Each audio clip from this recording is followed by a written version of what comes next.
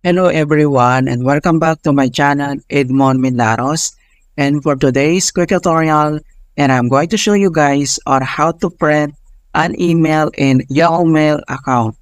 And without further ado, and let's go ahead.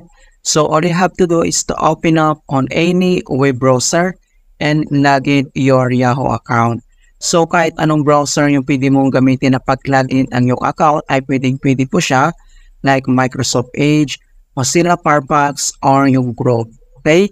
So, next step, so open lang natin ang ating Chrome web browser. And then once nakapag-login ka na sa iyong Yahoo account, so ganito yung makikita mo, ito yung Yahoo homepage. So, ang next step, dito lang sa upper right side, makikita mo dito yung mail icon na yan. So, kailangan mo lang i-click yan. At madadirect tayo dito sa ating Yahoo Mail inbox.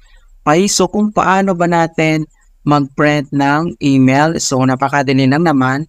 So, ang next step ay select ka lang dito kung anong gusto mong email yung ipiprint. Alright? So, for example, open lang natin itong Microsoft. So, tap mo lang yan.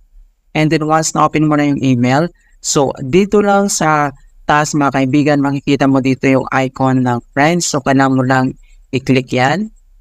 And mag-pop up itong kanyang Yahoo Mail print settings. Okay, so makikita mo dito yung print, and then yung destination dito, pwede mong i-customize to, or pwede kang mag-select dito kung anong gusto mo ma-print. So Microsoft Print of PDF, Save, or See More dito, pwede po siya. And then next step ay dito sa kanyang pages, so pwede mong i-customize din dito kung anong pages ang gusto mo, add pages, even, or customize. And then yung layout, gusto mo ng portrait or landscape. And then yung color naman, pwede mo i-select dito black and white or yung color mga kaibigan. Right? So once na select mo na yung settings niya, and then click mo lang dito yung print. I-click mo lang yan. Alright? So ganun lang po kasimple on how to print an email in Yahoo Mail. And please don't forget to like this video, subscribe to my channel for more quality content. Thank you guys, and see you in my next tutorial.